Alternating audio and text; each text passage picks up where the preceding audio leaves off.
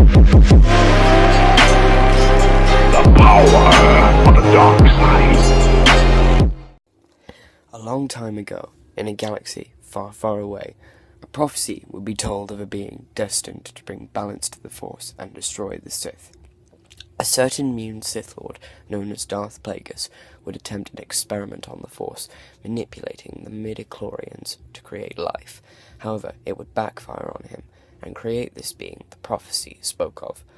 On the outer rim world of Tatooine, 41 years before the Battle of Yavin, a woman known as Shan Skywalker would be sold to slavery by Bastila the Hutt of the Hutt clans, during which time Shan would unknowingly give birth to this individual. He was a child born with no father. Shan gave birth to him, raised him, and named him Anakin Skywalker. Anakin would be sold into slavery as well, alongside his mother. However, at the age of 9, in 32 BBY, Jedi Master Qui-Gon Jinn unintentionally discovered the young boy and his immense raw potential in the Force. Anakin would then be freed from the slavery of the Toydarian Watto by Qui-Gon after winning a pod race at Bunta Eve on Tatooine. After being slain by the Zabrak Sith apprentice Darth Maul, with his final words, Jinn would make his then Padawan, Obi-Wan Kenobi, promise to train Anakin. Anakin would advance in his training quickly, and would eventually become a Jedi Knight himself during the Clone Wars. However, by the Clone Wars' end, in 19 BBY, Anakin would commit to the dark side under Darth Sidious. Anakin would be christened with a new name, Darth Vader. Vader would lead Operation Nightfall, killing all Jedi in the temple on Coruscant, and would slay the leaders of the Confederacy of Independent Systems on the volcanic world of Mustafar, where he would engage his former master, Obi-Wan Kenobi, and battle him through Mustafar's mineral refinery, where he would be defeated and burnt alive. He would then receive a full cybernetic reconstruction. Vader would continue to hunt down remaining Jedi, slay his former master on the first Death Star, and would win against his son Luke on Bespin. However, after losing to his son on the second Death Star in 4 ABY, he would be spared by Luke, and witness Sidious attempting to kill Luke with torrents of Force lightning. In the end, Vader saved his son, throwing the Emperor down the reactor shaft of the throne room on the second Death Star. However, Sidious's lightning caused fatal damage to Vader's limbs and his respirator in his suit, which resulted in his death. Born to a treasure hunter and a woman named Helena, Bastila Shan was given to the Jedi Order as a young girl due to her mother's desire to give her a better life. Many years later, Jedi Knights Revan and Alec would become Sith Lords, Darth Revan and Darth Malak. Revan was the master, and Malak was his apprentice. Bastila would lead a Jedi strike force to capture Revan. However, as the Jedi confronted Revan, Malak betrayed him by firing on his master's flagship and claiming the title of Dark Lord for himself. Whilst Revan was severely injured, Bastila used the Force to preserve Revan's life, and it created a bond between them. The Council would reprogram Revan's mind. Years later, after being captured by Brejic and the Black Vulca swoop gang on Taris, Bastila was rescued by Cartho Nassi and the reformed Revan. The two would travel to the Jedi Enclave on Tatooine. Bastila would mentor the reformed Revan on his journey as they searched for the Starforge. Eventually, while hunting for the Starforge, they would encounter Darth Malak on his flagship, the Leviathan. After an initial exchange between Revan and Malak, Bastila sacrificed herself, facing Malak alone so Revan and Carth could escape alive. In the aftermath, Malak would imprison Bastila and torture her ruthlessly. She resisted initially, yet Malak broke her, and she became his apprentice. Bastila would confront Revan, who was accompanied by Jedi Masters Jolee Bindo and Juhani, where she would be defeated, but not killed. She then escaped and fled to the Starforge, where she would be confronted by Revan once again, who would redeem Bastila, admit his love for her, and help her see the light again. After Revan's victory against Malak, the two had a family. Revan would later venture into the unknown regions alongside Jedi exile Mitra Surik to hunt down the Dark Lord Emperor Vitiate, and Bastila never saw Revan again. Hello everyone, what's up, it's Luke here, and this video is very different to what I normally make. Here is a bit of context. For a few years now, I've been a big fan of 5 particular Star Wars YouTubers. Those YouTubers being Grey Jedi 91, Jensarai 1, Evernova 95, Antoine Bandelet, and Reti 4. Links to all of those guys' channels will be in the description so you can check them out for yourself. Anyway, those guys have been doing versus videos for various degrees of time now, and after some consideration, I wanted to give it a go myself. Bear in mind, if my character analysis isn't very thorough, or if the combatant selection isn't an interesting matchup, this is my first attempt at making a versus video, and as always, with anything, the more of these I make, hopefully I'll get better at it. I chose these two because I'm curious to see how two Force prodigies from different eras would go against each other. With that out of the way, I present to you what I hope to be my first of many Star Wars versus videos. Anakin Skywalker versus Bastila Shan. If these two key members of their respective Jedi Orders ever met on the battlefront, who would win? Just so you know, credit goes to Antoine Bandelet, Jensarai 1, Evernova 95, and Count Asti for many of the points I will bring up in this video. Links to the respective original videos from which the information in this video has come from will be in the description. The original videos in question being Antoine Bandelet's Anakin Skywalker versus Luke Skywalker matchup, Jensarai 1's Anakin Skywalker versus Sora Bulk matchup, Evernova 95's Shock T versus Bastila Shan matchup, and Count Asti's Bastila Shan versus Savajo Press matchup. Also, regarding the combatants, I will examine Anakin up to Revenge of the Sith. As for Bastila, I will examine her as she appeared in the original KOTOR game. With that out of the way, let's begin.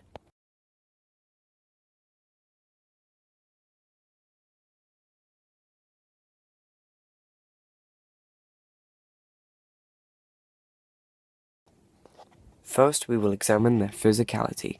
At the age of 22, Anakin is a human male who had a very athletic physique, strong, fast, and agile. He was already capable prior to the Clone Wars.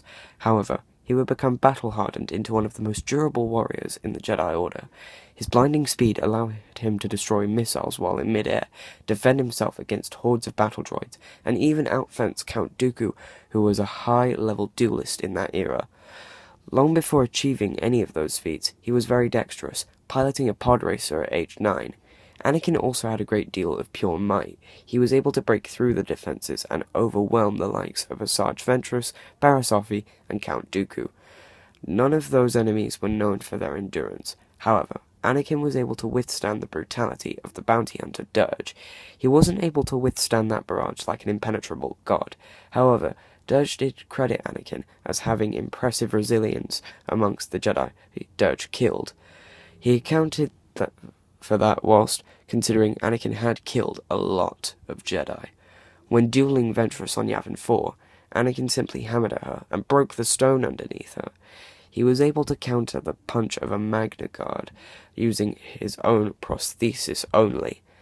Anakin relied on his constitution and vigor frequently throughout the Clone Wars, and was a deadly physical juggernaut few could match with their own resilience and dexterity. A human female in her early 20s, Bastila was slim and agile. She was also quite tough. She was able to briefly hold her own against the sheer might of Darth Malak, and was able to resist Malak's lightning in the early stages of her torture. Simply put, she is slim, fit, and agile, with an unexpected amount of resilience and endurance for someone of her physique. This is really no contest. Bastila shouldn't be underestimated. However, Anakin has been maimed, tortured, pummeled around, tanked assaults from solid rock, strangled, shocked with lightning, and scorched by fourth-degree burns while alive, and ultimately survived every single ordeal. Anakin receives a decisive edge in physicality.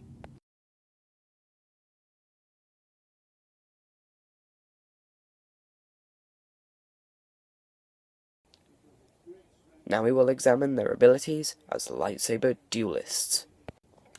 Anakin is undoubtedly held on a pedestal as one of the greatest lightsaber duelists in the Clone Wars. As a Padawan, he relied on a one-track Ataru Shien onslaught to purely overwhelm the enemy, usually whilst alone. However, his defeat at the hand of Dooku on Geonosis would cause Anakin's style to go through a considerable transition. Nick Gillard, stunt coordinator of the prequel trilogy, summarizes it best. He states regarding Anakin's skill as a duelist at the time of Episode 3 that Anakin has moved up to a level 9. He has gone past Obi. The difference between a level 8 and a level 9 really is the dark side. You have to go through each level in order to attain the next level. If you do it too quick, you're going to get in trouble. In the Revenge of the Sith novelization, Dooku would make note of Anakin's improvement as a duelist from when he was a Padawan to a knight, claiming that he was a Dejemso stylist and as fine a one he had ever seen. This leads me to talking about Anakin's primary form of lightsaber combat, Form 5, specifically the Dejemso offshoot. Developed to compensate for Form 3, Sarisu's lack of offense, Form 5 was specifically built around the technique of following up defensive blocks and parries with immediate offensive counters, seizing the initiative as opposed to passively responding to an opponent's actions.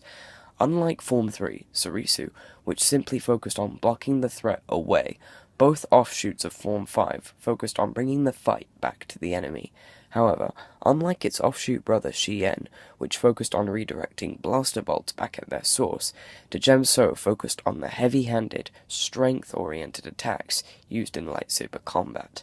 This would allow Skywalker to parry and counter with ease. Also, when fighting alongside Obi-Wan, Anakin's Dejemso offense would complement Kenobi's Sarisu defense as a sword would to a shield.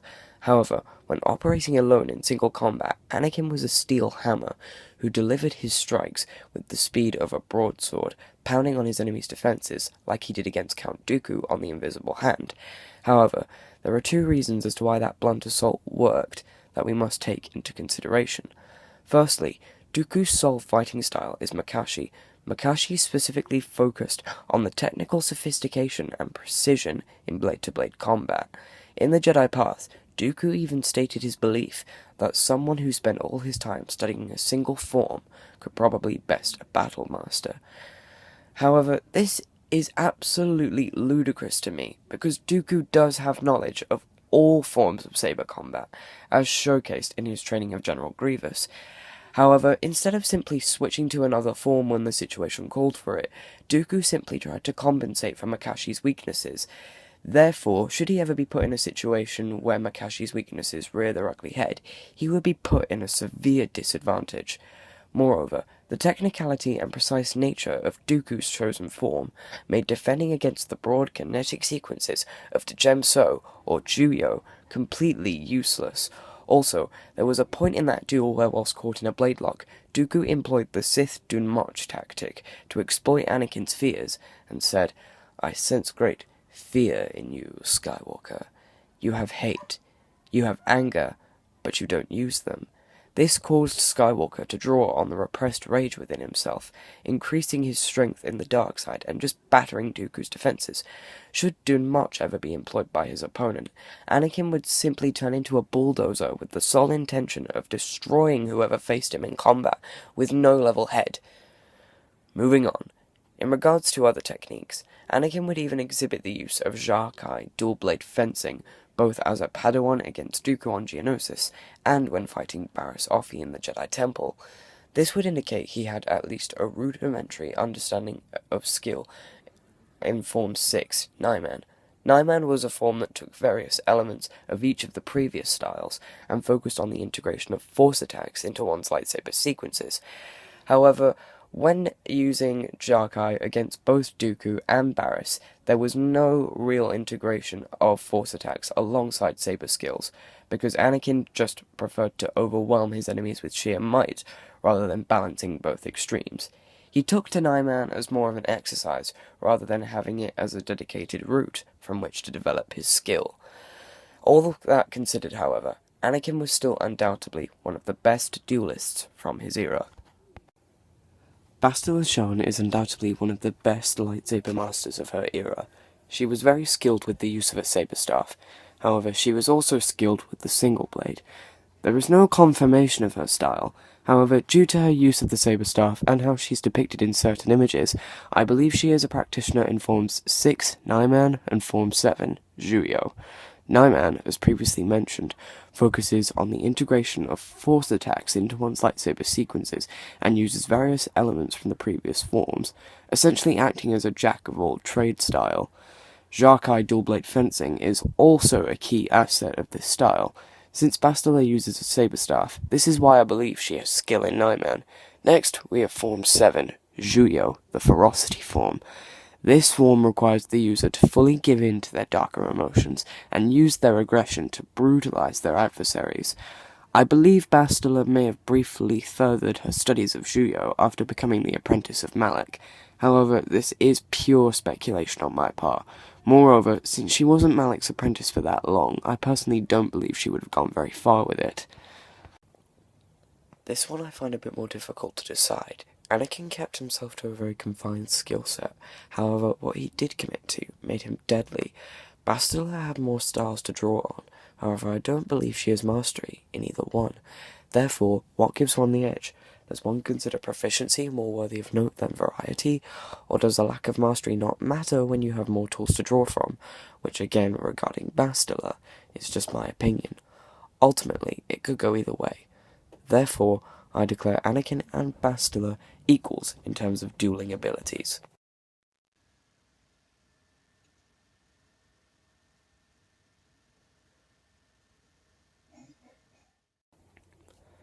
Now we will examine their Force abilities. Anakin was literally created by the Force itself. He was the most powerful Force sensitive in all of Star Wars, his metachlorian count surpassing that of Grandmaster Yoda. Bear in mind, Anakin was the most powerful Force sensitive, not the most varied or skilled in his use of the Force. However, his raw strength was monumental. He was able to use Force throws, waves, and repulses with casual ease. With heavy concentration, he was able to manipulate a dreadnought with his telekinetic grip. At one point, he even used Force Scream to bring down an immense dome. He wasn't able to break the Force defenses of Force users like Yoda, Mace Windu, or Count Dooku. However, he was able to ragdoll the likes of Asajj Ventress or Barriss Offee with casual ease. He was able to do that using Force Choke. Force Choke was commonly used amongst the Sith, and is extremely brutal. Anakin, even before becoming a Sith, used Force Choke several times. He used it on the likes of Poggle the Lesser, Asajj Ventress, and a Skukoan. The Skukoan, in fact, had his windpipes crushed when Anakin used Force Choke on him. Anakin's strength in the Force was astounding. His variety wasn't particularly great. However, the abilities he did have, and his raw magnitude in the Force, was devastating. Bastila Shan was a powerful Force user amongst those in her era, and had a wide variety of skills at her disposal. Her use of telekinesis was able to penetrate Revan's defenses. Also, she does have a few dark side abilities to her draw on due to her brief time as Malak's apprentice. She had a decent level of skill in Force Lightning. She does also have good skill with Force Stun, being able to freeze multiple targets with ease. However, she was Malak's apprentice for a short time, which would have likely reduced her potency for these abilities. However, Bastila's greatest ability was her battle meditation. She is able to boost the morale of her allies, turning the tide in large-scale battles in favor of her comrades. However, this ability only serves to be useful in large-scale battles for the sake of one's companions, and requires heavy concentration to perform. Also, since we are examining these two under the assumption that this battle takes place on neutral ground, this ability won't be a contributing factor to any extent. However, it does speak volumes of Bastila's strength in the Force, and how she is a prodigy in her era. Overall, there is no denying Bastila's skill with the Force is varied and most impressive. This one is also tricky to call. Anakin is powerful and shouldn't be underestimated. However, Bastila has a greater variety of abilities to use in combat, and has abilities from both the light and dark sides of the Force. Yes, Anakin does also have light and dark side abilities, but he doesn't have the same level of variety that Bastila does.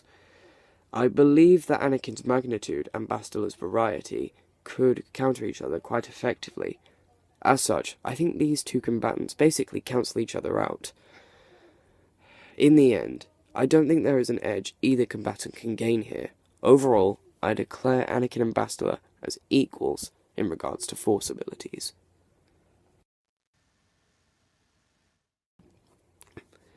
Now we will examine their weaponry. Since these are Jedi we're talking about, we are of course going to examine their lightsabers. Since we are examining Anakin as seen in Revenge of the Sith, we are examining Anakin's second lightsaber. Unlike the saber he used as a Padawan, which was very robust, the lightsaber that Anakin had as a Jedi Knight was fairly sleek.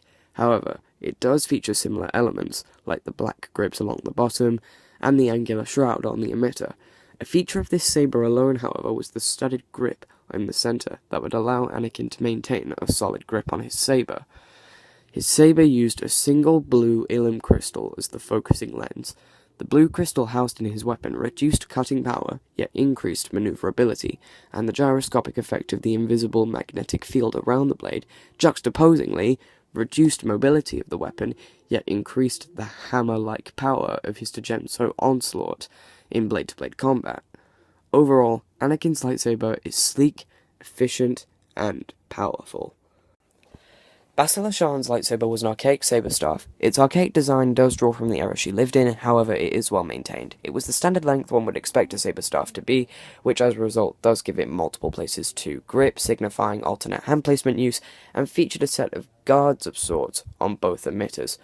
Her weapon also housed a set of yellow Ilum crystals as the focusing lenses, which I believe, like the blue crystal in Anakin's saber, would have reduced cutting power but increased the mobility of her weapon. However, the hilt of her saber staff, since it is the standard length, makes it incredibly vulnerable to it being sliced in half. The hilt itself is an immense target. Should a saber staff be sliced in half, it could cause one or both sides of the weapon to short out. Also, a weapon of that size is very cumbersome for someone like Bastila to wield. Overall, Bastila's saber is undoubtedly useful, but it does have its drawbacks.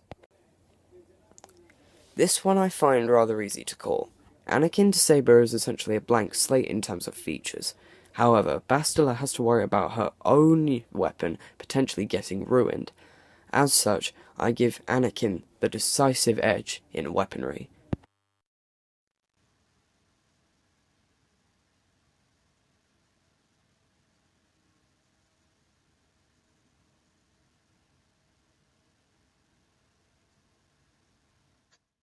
Finally, we have reached the verdict. In terms of how this battle would play out, I believe it would mainly play out as a combination of the following: Obi-Wan's battle with Darth Maul on Naboo just after Maul killed Qui-Gon, the Mustafar duel between Obi-Wan and the newly christened Darth Vader, the brief encounter between Qui-Gon and Maul just before Qui-Gon's death, and Anakin's battle with Barriss Offee in the Jedi Temple, with Anakin standing in for himself, Kenobi, and Maul, and Bastila standing in for Qui-Gon, Maul, the newly christened Vader, and Barriss. The battle, I believe, would mainly focus on their abilities as duelists, with both of them coming at each other fast and hard.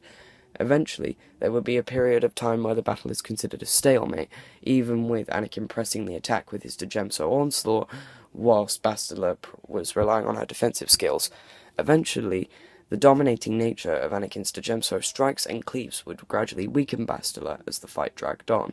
Eventually, Bastila would tire out, and Anakin would use an overhead cleave and divide Bastila's saber in two.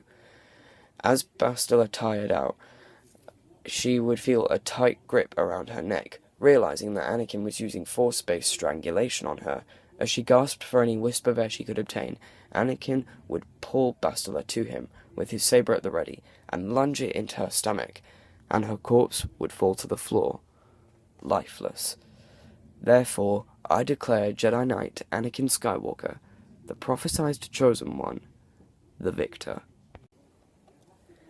And there you guys have it, my first versus video. Bear in mind, to anyone who disagrees with the verdict, this is simply my own opinion. Also, as previously stated, this is my first versus video. I'm sure as I do more, I'll get better at it. Either way, I hope you guys enjoyed this video and at the very least respect my opinion. If you have anything to say, leave it in the comments or send me a personal message. Do you believe Bastila could best Anakin, or do you agree that Anakin is the most likely victor? I'm curious about what you guys have to say. Anyway guys, once again, I hope you enjoyed this video, and I'll see you guys in the next one. So until then, goodbye, you've been warned, and may the Force be with you. Coming soon. I will mend this old wound.